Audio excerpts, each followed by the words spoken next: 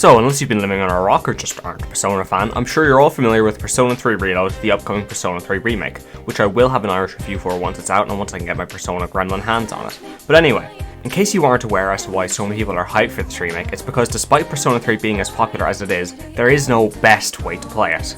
There are three possible options: Vanilla Persona 3, Persona 3 FES, and Persona 3 Portable.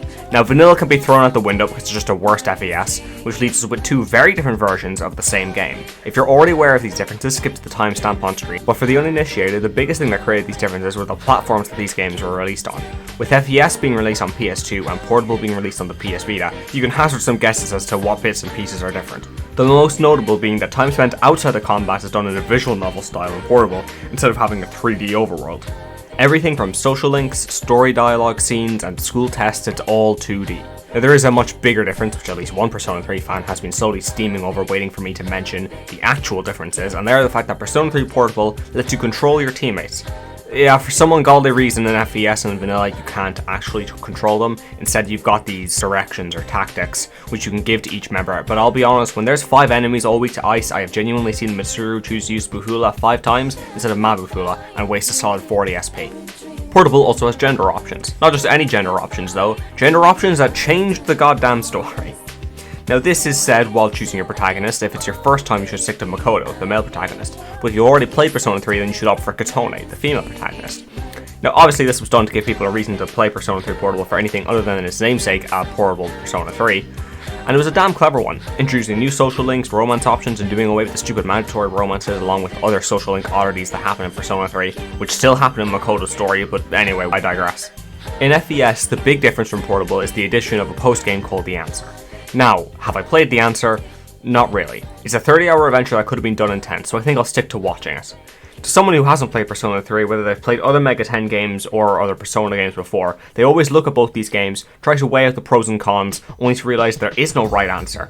When it comes to gameplay, I'd argue Portable is much less frustrating, but when it comes to storytelling, I'd also argue that FES really comes out on top, since we can see characters express their actions, which leaves dialogue seems to be much more interactive. Now there are workarounds. Personally, I did play FES modded, so I had control of my party members, which was a godsend to be honest with you. But with both games not being the best way to experience Persona 3, you need to think about where Persona 3 Reload comes in. Much to the dismay of many fans, certain content such as The Answer and more importantly the female protagonist Katone has been confirmed to not be in the remake, but there's hope yet. The biggest thing for me personally is that while social links with the male party members won't be included, we will be getting side stories with them, which is definitely strange, but I suppose it's better than nothing at all.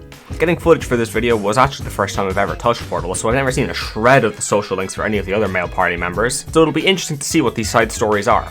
Now personally, I do believe they should just have both protagonists simply as options and keep the story the same, but I'm no Persona 3 purist and I do know some fans wouldn't want that. But hey, it's my video, so I'm gonna get to what's actually in the title, the issue that Persona 3 Reload needs to address. Now what I've been getting at this whole time is that Persona 3 Reload needs to be the definitive Persona 3.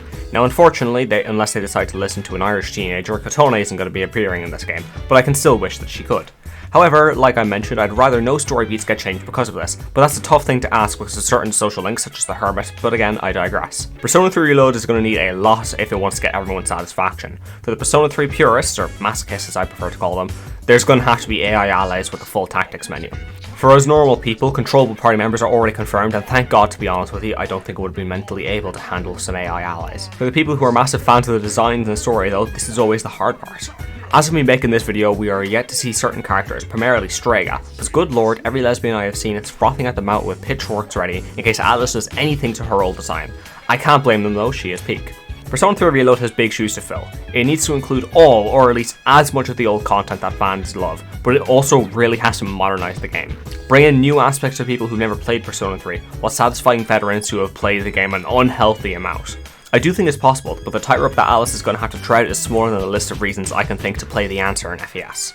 But all in all, with everything Alice has confirmed so far, I do have faith that Reload will be the definitive Persona 3. We do know that things like the split physical damage types are going to remain, but we're also getting new additions for Persona 5, which I really think is going to be the best way to modernize these games, with Aha and Koha skills being added to the old light and dark elements, along with the game's own baton pass mechanic called Shift. Either way, certain aspects of the game being missing, like I already mentioned, the female protagonist along with male party member social links, Alice is really going to have to pull together the rest of the game in order for this to be the definitive Persona 3. But we don't know everything yet, which means we have 5 full moons for when additional trailers are going to be shown for the game, so there's hope.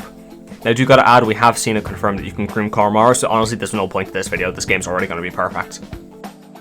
The idea for this video came to me at 3 AM and I wrote the whole script in an hour, hence the slightly rambly nature of this video.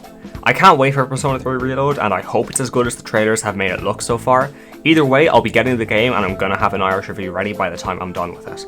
I hope you enjoyed, and if you have anything you think you could do to improve my content, I'll happily listen to any requests in the comments. I have started another video as well, so soon enough expect a review from the Emblems of Fire on the channel. Thanks for watching.